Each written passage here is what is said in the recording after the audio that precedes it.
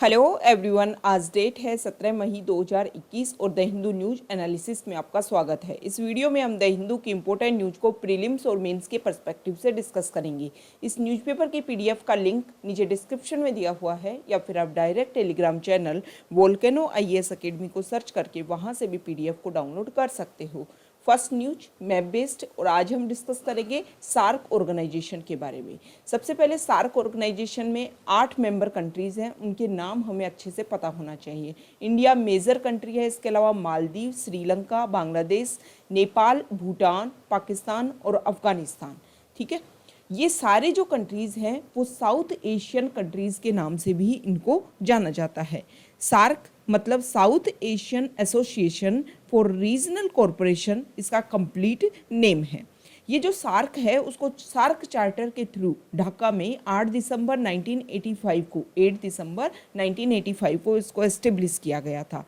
शुरुआत में जब इसको एस्टेब्लिश किया गया था तब 7 कंट्रीज़ ने, मतलब उसमें अफगानिस्तान शामिल नहीं था, उसके अलावा ये 7 कंट्रीज शामिल थे और इन्होंने 1985 में इसको एस्टेब्लिश किया था। इसका जो न्यूएस्ट मेंबर है, मतलब सबसे नया सदस्य जो इसमें जुड़ा था वो अफगानिस्तान था, और ये अफगानिस्तान 2005 में जब इसकी 13 समिट हो रही थी सार्क की, उस समय इसका मेंबर कंट्री बना था। सार्क का हेडक्वार्टर और secretariat of the association Nepal के काठमांडू में एस्टेब्लिश है। सार्क की अगर इम्पोर्टेंस की बात करें तो पूरे वर्ल्ड का जितना एरिया है उसमें 3% एरिया सार्क कंट्रीज के अंडर आता है। पूरे वर्ल्ड की पॉपुलेशन की 21% पॉपुलेशन यहाँ पर रहती है, और पूरे वर्ल्ड की जितनी इकोनॉमी है, ग्लोबल इकोनॉमी, उसका 3.8% यहाँ पर स्थित है। तो ये सार्क की इम्पोर्टेंस है। इसके अलावा ये पूरे वर्ल्ड में सबसे ज़्यादा मोस्ट डेंसली पॉपुलेटेड रीजन है, मतलब सबसे ज़्यादा डेंसली अब पॉपुलेटेड रीजन है, मतलब 1 किलोमीटर में सबसे ज़्यादा लोग जो जहाँ रहते हैं वो साउथ एशिया रीजन में रहते हैं। और पूरे वर्ल्ड के जो फर्टाइल एरियाज़ हैं उनमें से ये एक है, मतलब यहाँ पर ज़्यादातर जो एरिया है वो नदियों का बहाव क्षेत्र वाला रीजन है। रिवर अपने साथ में फर्टाइल सोइल लाती हैं, इसलिए काफ़ी फर्टाइल लैंड यहाँ पर पाई जाती हैं। सबसे ज़्यादा इम्पोर्टेंट बात यह है कि जो सारी सार्क कंट्रीज है ना, इनके common tradition, dress, food and culture, political aspects, ये सारी चीज़ें इन सारे कंट्रीज को आपस में जोड़ती हैं। इसके अलावा इन सारे कंट्रीज की सबसे ज़्यादा कॉमन इश्यूज हैं, कॉमन प्रॉब्लम्स हैं, जैसे poverty, literacy, mall nutrition, natural disaster, internal conflicts, industrial and technological backwardness, low GDP, poor socio economic condition. ये सारे के सारे देश इन चीज़ों से अफेक्टेड हैं। अब ये हमने देख लिया सार्क के बारे में। अब सार्क की प्रॉब्लम क्या है कि सार्क के जो मीटिंग्स हैं वो रेगुलर नहीं हो पाती। इसकी वजह से सार्क जो ऑर्गेनाइजेशन साउथ एशिया को एक तरीके से डेवलप करने का काम करता, उसके ऊपर ज़्यादा फोकस नहीं किया गया। अब इसके अल्टरनेट में इंडिया जो है वो बिम्स्टेक ऑर्गेनाइजेशन जो बे ऑफ बंगाल के जो बिल्कुल लिटरल एरिया में जो कंट्रीज़ हैं उन्होंने मिलकर के बिम्स्टेक ऑर्गेनाइजेशन को बनाया है। और ये बिम्स्टेक ऑर्गेनाइजेशन में 7 मेंबर कंट्रीज हैं, ठीक है, जिसमें 5 तो हैं साउथ एशिया से और 2 हैं साउथ ईस्ट एशिया से। तो बिम्स्टेक को अपना अल्टरनेट ढूंढ लिया है सार्क का। सार्क में मेजर कंट्री जो पाकिस्तान है, पाकिस्तान और इंडिया के बीच में जो बॉर्डर कन्फ्लिक्ट है वो काफ़ी बड़ी प्रॉब्लम है, मेजर प्रॉब्लम है कि सार्क ऑर्गेनाइजेशन ढंग से काम नहीं कर पाया। लेकिन देखो कुछ प्रॉब्लम है, बिम्स्टेक जो है वो अल्टरनेट नहीं हो सकता किसका, सार्क का। मेजर प्रॉब्लम ये है कि सार्क और बिम्स्टेक जो है उनमें कॉमन आइडेंटिटी नहीं है। मतलब यहाँ पर साउथ एशिया रीजन के जो 8 कंट्रीज थे, इन सब में कॉमन आइडेंटिटी, जैसे कल्चर की, ट्रेडिशन की, ड्रेस की, इनमें कॉमन आइडेंटिटी, कॉमन प्रॉब्लम्स थी सारे देश की। अब साउथ ईस्ट एशिया और साउथ एशिया, इनकी कॉमन प्रॉब्लम्स नहीं है, कॉमन इश्यूज नहीं है, कॉमन इनका ट्रेडिशन नहीं है। तो एक तरीके से जो रीजन्स हैं उसकी कमी है, आइडेंटिटी और हिस्ट्री की कमी है, कि जो बिम्स्टेक है वो अल्टरनेट नहीं बन पा रहा है सार्क कंट्रीज का। इसके अलावा जो बिम्स्टेक है वो फोकस करता है बे ऑफ बंगाल रीजन के ऊपर। और इस तरीके से जो हमारे साउथ एशिया के जो नेशंस हैं, जिसमें अफगानिस्तान, पाकिस्तान, ये सब शामिल हैं, तो इनके साथ में हम अच्छे से इंगेज नहीं कर पाएंगे अगर हमने बिम्स्टेक के ऊपर ज़्यादा फोकस किया तो। ठीक है, तो ये हमने सार्क के बारे में बेसिक फैक्ट्स देखे और जो जो प्रॉब्लम्स हैं, इश्यूज हैं, उनको हमने अच्छे से डिस्कस किया। अब हम द हिंदू की जो इम्पोर्टेंट न्यूज़ हैं उनको डिस्कस कर लेते हैं। First news, covid response over next 6 to 18 months critical. WHO की, वर्ल्ड हेल्थ ऑर्गेनाइजेशन की चीफ साइंटिस्ट है सौम्या स्वामीनाथन। उनसे जब कोविड-19 पेंडेमिक के बारे में पूछा तो उन्होंने बोला कि इस तरीके की और ज़्यादा वेव्स आएंगी आने वाले जो नेक्स्ट 6 से 18 महीने हैं, वो कोविड-19 के रेस्पॉन्स को लेकर के काफ़ी क्रिटिकल रहने वाले हैं। इसके अलावा जो डॉक्टर सौम्या स्वामीनाथन है, चीफ साइंटिस्ट ऑफ WHO, उन्होंने ये भी बोला कि अब जो है क्रिटिकल जो हालत है कोविड-19 पेंडेमिक, वो कम हो चुकी है, डेथ रेट कम हो जाएगी। अब आने वाले समय में जो केसेज हैं वो बढ़ते रहेंगे, लेकिन वैक्सीनेशन के ऊपर ज़्यादा फोकस किया जाएगा। और जब हमारी वर्ल्ड की 30% वैक्सीनेशन हम की जा चुकी है, वर्ल्ड की 30% पॉपुलेशन को वैक्सीनेशन दी जा चुकी है, और एंड ऑफ मतलब 2021 के एंड तक हम ये टारगेट को अचीव कर लेंगे, तो इस पेंडेमिक का जो फेज है, जो एक्यूट फेज है, वो एक तरीके से ख़त्म हो जाएगा। इसके बाद में केसेज होते रहेंगे, लगातार अलग अलग वेव्स आती रहेंगी कोविड-19 की, लेकिन जो वैक्सीनेशन है उसके थ्रू इसको ख़त्म करने की कोशिश की जाएगी। तो ये डॉक्टर स्वामीनाथन का स्टेटमेंट है और इम्पोर्टेंट है कि किस तरीके से आने वाले समय में अगर हमने बेहतरीन इंफ्रास्ट्रक्चर को डेवलप किया तो और ज़्यादा वेव्स जो आएंगी कोविड की, उनसे हम अच्छे से बच पाएंगे। नेक्स्ट न्यूज, द सेकेंड कोविड-19 wave shows sign of peaking. इस समय कोविड-19 की सेकेंड वेव इंडिया में चल रही है और यहाँ पर ये देखा जा रहा है कि जो पीक है वो दिख रहा है कोविड-19 की सेकेंड वेव का। नेक्स्ट न्यूज, साइक्लोन से रिलेटेड ये न्यूज़ है। हमारे इंडिया में एक साइक्लोन आ रहा है तोकेती। ये जो तोकेती जो साइक्लोन है वो माना जा रहा है कि गुजरात के कोस्ट तक भी पहुँचेगा, लेकिन इसने कर्नाटका और केरला में रेन की वजह से काफ़ी नुकसान किया है। Next news, Israel bombs home of Hamas Gaza chief. हम देख रहे हैं काफ़ी समय से कि इजराइल और फिलिस्तीन के बीच में रेगुलर स्ट्रगल चल रहा है, रेगुलर दोनों देश एक दूसरे के ऊपर अटैक कर रहे हैं, और फिलिस्तीन की तरफ से जो हमास जो गाजा स्ट्रिप को गवर्न करता है वहाँ पर अटैक किया जा रहा है इजराइल के ऊपर, और इजराइल के द्वारा अटैक किया जा रहा है हमास की जो गाजा स्ट्रिप वाला एरिया है वहाँ पर। अब जो हमास के जो गाजा चीफ हैं उनके घर के ऊपर बम किए, इसके पहले बहुत सारी जो एक तरीके से मीडिया जो हाउसेस थे उनके ऊपर भी अटैक किया गया था इजराइल के द्वारा। तो ये मेजर प्रॉब्लम है, पूरा वर्ल्ड इस चीज़ के लिए अर्ज कर रहा है, दोनों ही देशों से क्लियर बोल रहा है कि आप दोनों को ये इस समय वैसे ही कोविड-19 पेंडेमिक का क्राइसिस है जिसे पूरा वर्ल्ड फेस कर रहा है, आपको इस प्रॉब्लम से पीछे हटना चाहिए। जो क्राइसिस है, जो प्रॉब्लम है, उससे पीछे हटना चाहिए, आपको इसको रेगुलर नहीं करना चाहिए। जो भी इशू है उनको बाद में सोल्व करने की आवश्यकता है।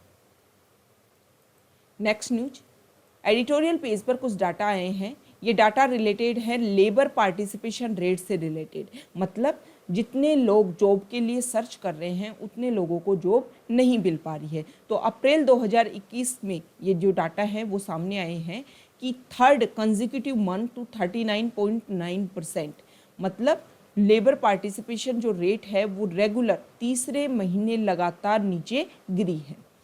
मई 2020 जब पूरे इंडिया में स्ट्राइजेंट नेशन वाइड लॉकडाउन था, उस समय से भी कम लेबर पार्टिसिपेशन रेट सामने आई है।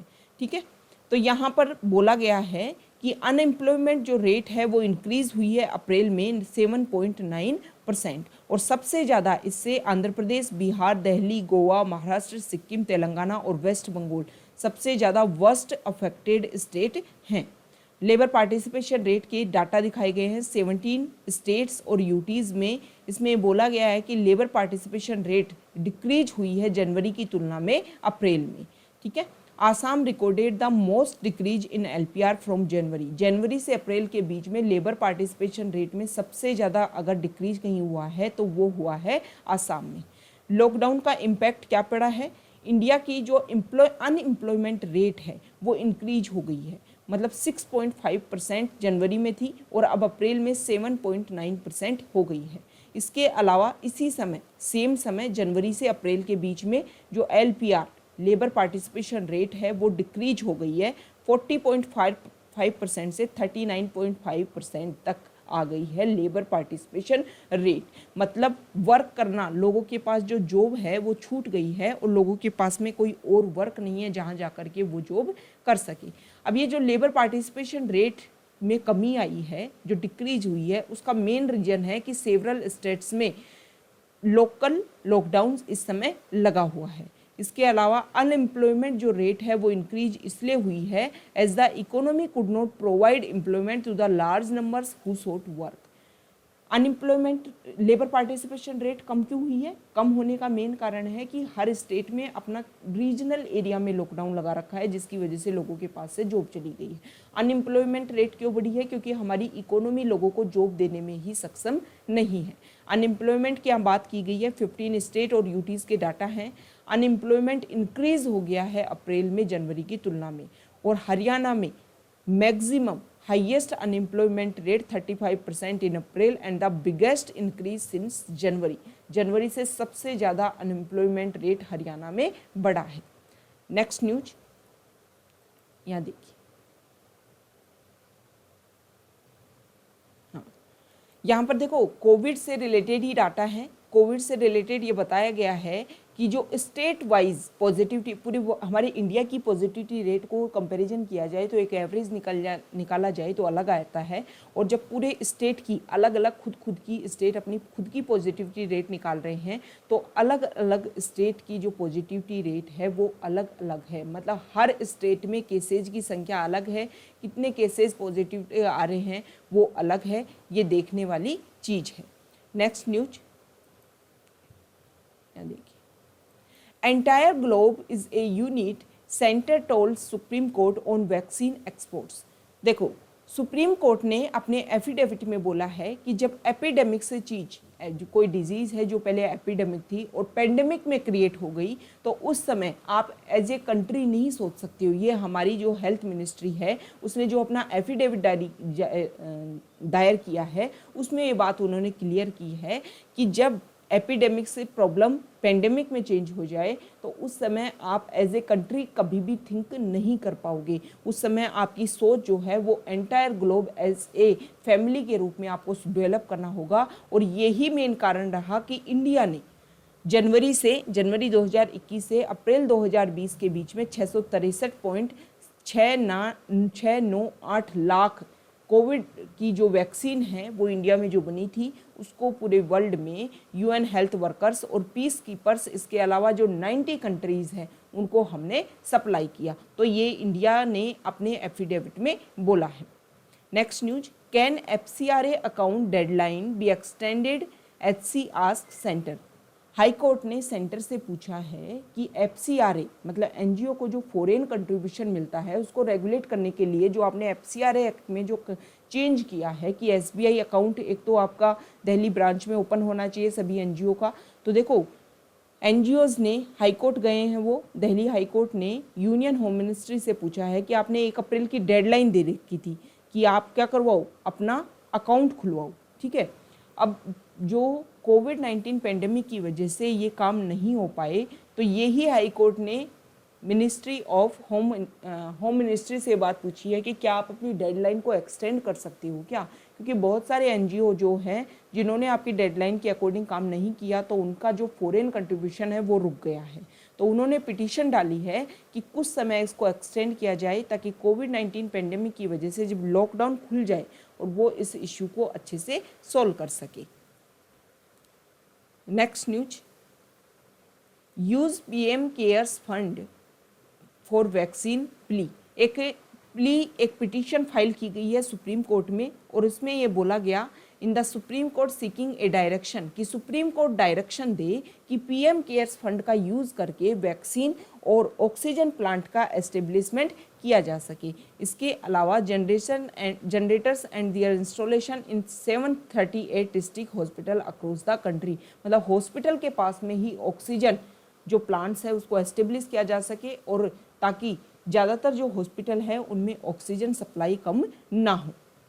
नेक्स्ट न्यूज यहाँ देखिए, adoption is huge in the fore as कोविड-19 लीव्स मैनी ऑर्फन्ड।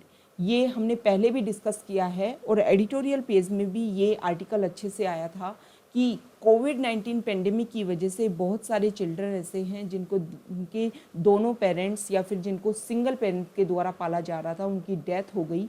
तो ये प्रॉब्लम हो रही है, मेजर इशू सामने आ रहा है। तो इस तरीके का बच्चा जब आप कहीं देखते हो तो या तो आप किसी पुलिस स्टेशन, आपके पास का जो पुलिस स्टेशन है उसमें कॉल कीजिए, या फिर 1098 जो हेल्पलाइन नंबर है उस पर कॉल कीजिए, या इसके अलावा जो चाइल्ड केयर कमेटी है उसको सौंप दीजिए। मतलब ऐसा नहीं है कि आप दया भाव के लिए, कंपेशन के लिए उस बच्चे को अपने पास रख रहे हो, लेकिन एक लीगल प्रोसीजर जो होता है उस बच्चे को अपने पास रखने का, वो पहले गवर्नमेंट को इस चीज़ के लिए अवेयर होना चाहिए कि हाँ ऐसा कोई बच्चा है जिसको इस तरीके की परेशानी सामना करनी पड़ रही है। देखो कोविड-19 की वजह से जब इतने छोटे बच्चे ऑर्फन हो रहे हैं तो मेजर प्रॉब्लम है, मेजर इशू है। इस आर्टिकल में ये भी बोला गया है कि जो हॉस्पिटल है उनमें जो फॉर्म भरवाया जा रहा है, कोविड-19 के पेशेंट आ रहे हैं उनको, उनके अगर बच्चे हैं तो उनको फॉर्म में एक सेक्शन होना चाहिए जहाँ पर वो ये फिल कर सके कि अगर उनकी डेथ मान लो कि हो जाती है उनकी डेथ, तो उनकी बच्चों की जो लीगल कस्टडी है वो किसको दी जाए। देखो ये मेजर प्रॉब्लम है, इसकी वजह से जो बच्चों को एक तरीके से उनका अबडक्शन, किडनैपिंग जो है वो ज़्यादा मेजर इशू बन करके सामने निकलेगा। इलीगल तरीके से उनको गलत यूज़ किया जा सकता है बच्चों का, उनको उनका ऑर्गन्स को बेचा जा सकता है, उनको और मेजर इश्यूज क्रिएट हो सकते हैं। तो इसके लिए गवर्नमेंट को ज़्यादा काइंडली बिहेवियर रख करके उन बच्चों के बारे में, उनकी सिक्योरिटी के बारे में, उनके फ्यूचर के बारे में अच्छे से गवर्नमेंट को सोचना होगा। और ये बहुत ही बड़ी अलार्म बेल है, जो चाइल्ड के राइट्स एक्टिविस्ट हैं उनके बीच में एक मैसेज जा रहा है कि आपको बेहतरीन वर्क करना होगा इस समय इन बच्चों के फ्यूचर के लिए। Next news, rural spread a reality says government. Government ने ये बोला है कि हाँ, सेंटर ने एक बहुत अच्छे से ये बात क्लियर कर दी है कि सेकेंड वेव जो कोविड-19 की पेंडेमिक की सेकेंड वेव है, उस समय जो ये वेव है वो पेरी अर्बन, रूरल और ट्राइबल एरियाज़ में पहुंच चुका है। इसकी वजह से स्पेशली हमने पहले भी डिस्कस किया कि उड़ीसा वाले रीजन में, कल भी हमने डिस्कस किया कि बहुत सारी वहाँ पर ट्राइबल रहते हैं और उन ट्राइबल्स में देखने को मिल रहा है कि कोविड-19 के बहुत ज़्यादा केसेस जो हैं वो उनके सामने आ रहे हैं। यहीं पर आर्टिकल है कि ओडिशा में जो ट्राइबल्स हैं उनको वायरस सिचुएशन से काफ़ी बुरी तरीके से फेस करना पड़ रहा है। तो ये रियलिटी है, इस समय रूरल स्प्रेड हो चुका है कोविड का। तो सबसे बड़ी प्रॉब्लम ये है कि टेली कंसल्टेशन, मतलब आप इंटरनेट के थ्रू आपके जो पेशेंट्स हैं उनको आप कंसल्ट कर पाओ। इंक्रीज रेड और प्राइमरी जो हेल्थ केयर है उसको बेटर बनाने की आवश्यकता है ताकि लोगों को इससे कोई भी इशू क्रिएट ना हो। नेक्स्ट न्यूज फॉरेन पेज से है। फॉरेन पेज पर प्रॉब्लम यहाँ पर अफगानिस्तान से रिलेटेड प्रॉब्लम है कि जो फाइटिंग है, फाइटिंग रेज्यूम्स इन सर्दर्न अफगानिस्तान में जो यूएस की सेना है, आर्मी है, वो वहाँ से वापस जा रही है। उसके बाद में तालिबान और अफगानिस्तानी गवर्नमेंट के बीच में रेगुलर अटैक देखने को मिल रहे हैं। यहाँ पर गाज़ा और इजराइल के बीच में रेगुलर स्ट्रगल देखने को मिल रहा है। यूएनएससी ने बोला है कि आपको इस वायलेंस को एंड करने की आवश्यकता है। नेक्स्ट न्यूज है यूके से रिलेटेड। यूके अपने आप को रीओपन करने की कोशिश कर रहा है, प्रिपेयर कर रहा है खुद को कि रीओपन करना है, लेकिन जो न्यू स्ट्रेन है B.1.617.2, ये जो स्ट्रेन है वो बहुत ज़्यादा परेशानी क्रिएट करने वाला है। इससे यूके में एक बात बोली जा रही है कि पिछले सप्ताह, इस सप्ताह 520 केसेस से 1313 केसेस जो हैं वो नए वेरिएंट के देखने को मिले हैं। तो ये जो नया वेरिएंट है वो मेजर कंसर्न क्रिएट कर रहा है यूके में।